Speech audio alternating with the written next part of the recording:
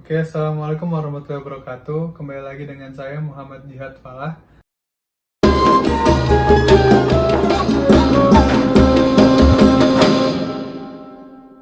Pada kesempatan kali ini saya akan menjelaskan tentang sejarah masuknya Islam ke negara Yunani atau yang kita kenal negara para dewa.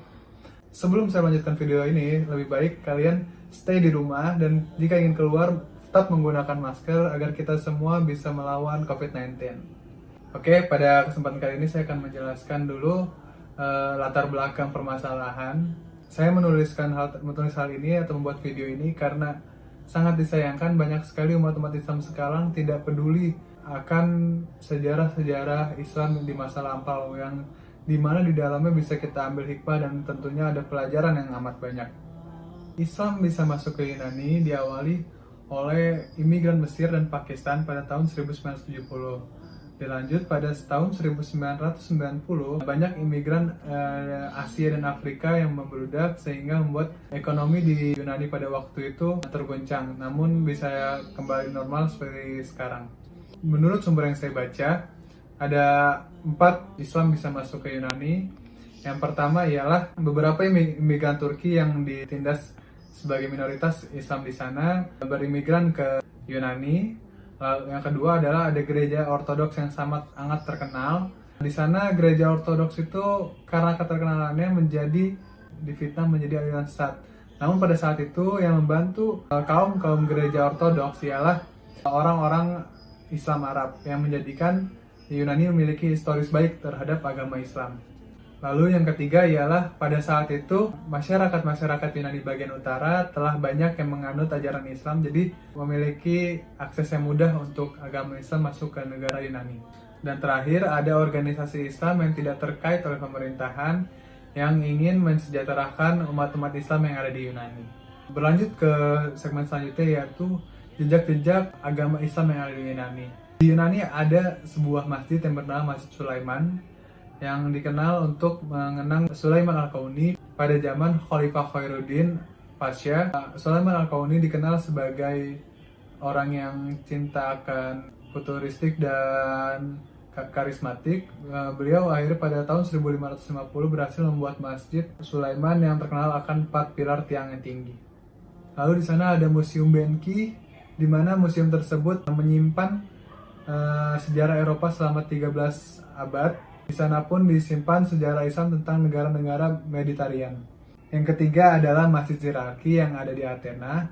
Bagi orang-orang Yunani, bangunan Al-Ziraki itu persembahan untuk Dewi Athena. Namun secara fungsi, awalnya adalah sebagai gereja, namun sempat dialihfungsikan menjadi masjid dan sekarang menjadi tempat wisata bagi para turis-turis.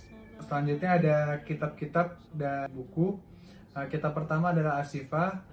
Kitab Ashifa adalah kitab yang dikarang Ibnu Sina yang menjelaskan tentang ilmu kedokteran, matematika, IPA, dan segala lain yang bisa kita pelajari dan bangsa Yunani senang membaca. Lalu kitab selanjutnya adalah ada terjemahan Aristoteles yang di dalamnya ada sebuah ilmu filsafat dasar, filsafat pertama yang didasari dengan logika-logika yang kuat. Adapun tokoh-tokoh dan organisasi di negara Yunani, yang pertama adalah Al-Kindi. Al-Kindi terkenal dengan keamat cerdasannya dan bisa dibilang Aristoteles II, filsuf pertama dari bangsa Arab.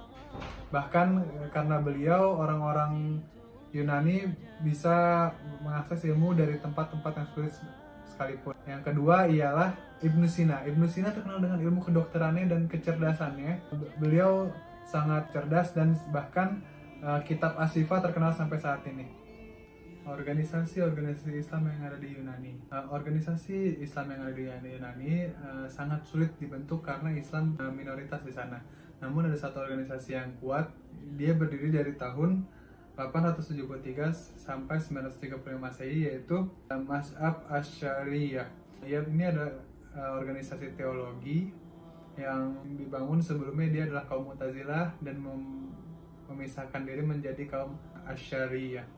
Selanjutnya adalah kehidupan umat Islam yang ada di Yunani. Umat Islam yang ada di Yunani minoritas, bahkan masjid pun bisa terbilang dikit di sana. Namun Yunani pada saat ini memberikan sistem demokrasi yang kuat. Bahkan bagi tidak hanya agama Islam, agama-agama lain pun diberikan hak untuk beribadah. Yang saya ketahui dari data sekarang, hanya ada 3 masjid yang ada di Yunani. Selanjutnya ialah bagaimana umat Islam yang ada di Yunani. Umat Islam sekarang di dunia menurut data ada sekitar 1,7 miliar dan seperempat diantaranya berada di negara-negara minoritas. Seperti di Yunani sangat sulit untuk mendapatkan izin membangun masjid. Bahkan masjid terakhir yang dibangun pada tahun 2006 silam dari imigran Turki, beliau menjadikan rumah bawah tanahnya sebagai masjid untuk umat-umat Islam di sekitar jika ingin melaksanakan sholat berjamaah. Kesimpulan yang saya dapat ialah masuknya Islam ke Yunani berawal dari kesulitan ekonomi di negara Asia dan Afrika. Tentu menjadikan hak individu, politik, serta pengecualian sosial juga rasis oleh penduduk Kristen di negara Afrika Asia terjadi. Hal ini tentu membuat konflik yang terjadi antara agama Islam dan agama Kristen, sehingga hal tersebut menyebabkan masuknya imigran Muslim ke Yunani. Hingga di sana Islam pun berdiri dengan memberikan beberapa jejak seperti masjid, museum, kitab, bahkan dengan ilmu filsafatnya. Yunani dalam kesejahteraan untuk memperhatikan agama mereka di sekitar tempat mereka. Mungkin cukup sekian dari saya. Begitulah sejarah Islam masuk ke negara Yunani. Sangat panjang dan sangat penuh dramatisir. Dan sampai saat ini pun banyak jejak-jejak Islam yang ada di Yunani. Saya harap yang menonton dan saya pun bisa berkunjung ke Yunani untuk melihat langsung bagaimana jejak-jejak Islam yang ada di Yunani. Sekian dari saya, semoga bermanfaat. Wabillahi taufiq wal hidayah. Wassalamualaikum warahmatullahi wabarakatuh.